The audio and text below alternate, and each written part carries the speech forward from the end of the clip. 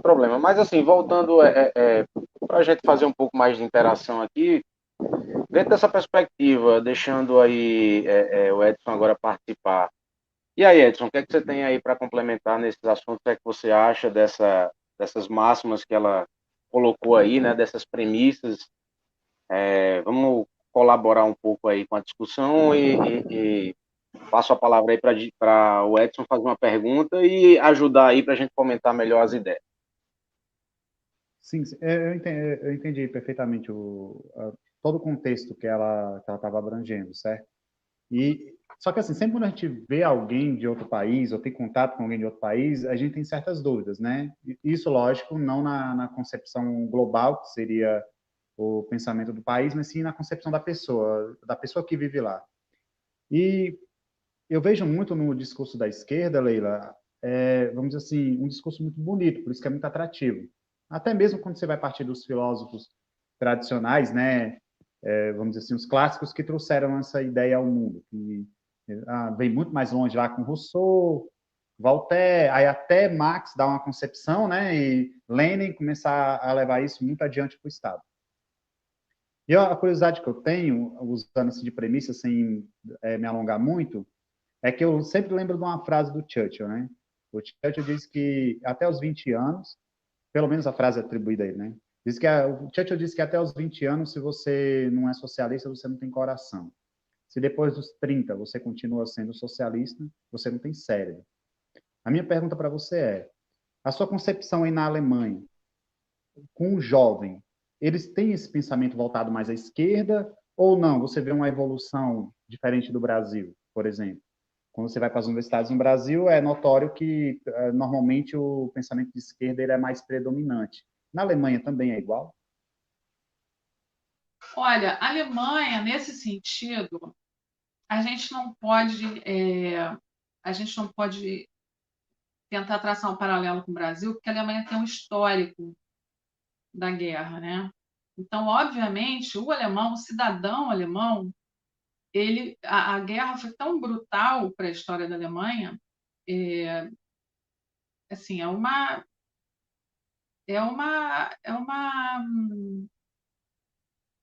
como é que chama? Scar? É uma cicatriz na alma do alemão, que acabou interferindo em muita coisa do dia a dia. Você vê as escolas alemãs até hoje não têm uniforme, você tem uma série de coisas relacionadas o alemão é absolutamente físico, com proteção de dados, isso vem também, tem muito histórico de guerra.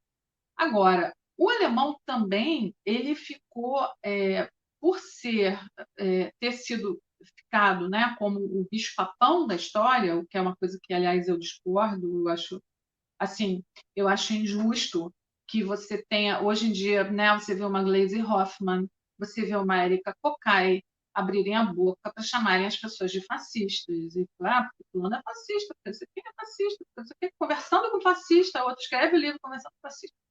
A pessoa que defende o comunismo tinha que escovar os dentes para falar isso. Entendeu? Porque é uma. Entendeu? Eu não estou desculpando o nazismo, não. É ruim, sim, merece, sim, mas é historicamente desonesto pessoas que defendem a barbaridade que aconteceu na Alemanha Oriental, na Rússia, na China, só para ficar aqui por cima, tá na superfície. E vir falar de fascismo, entendeu? Até porque todos eles têm a mesma origem, né? O Bigode entrou lá no partido que queria fundar um Estado Socialista da Baviera. Mas, anyway, não, essa é uma coisa que precisaria de muito mais subsídio para poder sustentar o raciocínio. Mas, voltando para o jovem alemão é fruto desse histórico, né? Poxa, eu fui tão mal, então ele tem muito cuidado com o que ele fala, né? É uma coisa que você sente, assim, a superfície, você vê com o olho nu. O respeito, né, a estrangeiro. Eu, como estrangeira, posso dizer, eu vivo 21, quase 21 anos na Alemanha, eu não tenho nenhuma experiência de ter sido discriminada, assim que eu posso dizer. Claro que, às vezes, tem umas pessoas que não são muito simpáticas, as pessoas, às vezes, misturam muito que o alemão não é simpático, ele não é, por natureza, o alemão é um povo simpático, e não é simpático entre eles. Só que na hora que você percebe que eles são assim entre eles, e não é com você, porque você está dizendo, você fica bem, entendeu? Mas não, eu não experimentei, muito pelo contrário, é um cuidado enorme. Eu me lembro que uma vez conversando com a minha chefe na empresa, eu reclamei de uma atitude de um colega lá, e ela toda preocupada se eu estava sofrendo bullying, um excesso. Eu até me sinto um pouco desconfortável, acho que até demais, sabe? Tá tanto, tanta mordomia assim. Então, o que acontece? O jovem alemão, ele é muito socialmente correto, vamos dizer assim, né? E aí ele é uma presa fácil para essas ideias, né? Que vão se infiltrando. Que, na verdade, eu não sei se foi o Gramsci que falou que no futuro todo mundo seria socialista sem saber. Não sei se vocês sabem quem foi que falou isso, mas eu acho que foi o Gramsci. Então, a ideia, se você chegar para um jovem alemão hoje e falar, você é socialista, você tem ideias socialistas, ele vai rir de você. Ele fala, não, eu sou socialista, imagina. Mas muitos conceitos que ele segue são socialistas. Você podia até classificar. Só que aí vai, como, voltando aqui, por que eu falei lá com vocês no início, que eu acho que a diferença principal da esquerda para a direita é que a esquerda é um experimento de laboratório, né? Você tem no espectro da esquerda, vamos assumir que tem direita e esquerda no mundo, o que eu acho que é um pouco, assim, é figurativo, né? Eu acho que existe a esquerda e existe o resto, mais ou menos. Os não esquerda, vamos dizer assim, os anti-esquerda. Porque a esquerda ela foi uma doutrina pensada, ela foi elaborada. Ninguém estudou para ser conservador.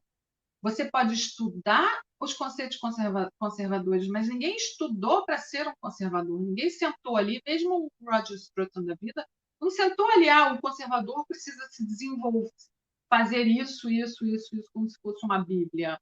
A esquerda tem isso, né? A esquerda tem o Manifesto Comunista, tem os livros lá que o Lenin escreveu, tem né, o Minha Luta, né? Tem várias aí, que são livros doutrinários, livros de comportamento, né? Que são súmulas, né, para ditar o comportamento de um esquerdista. Eu conheci aqui na Europa, por exemplo, italianos que são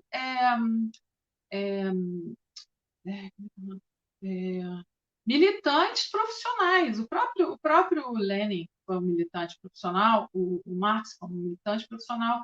São pessoas que ganham dinheiro para propagar ou para estudar essa doutrina.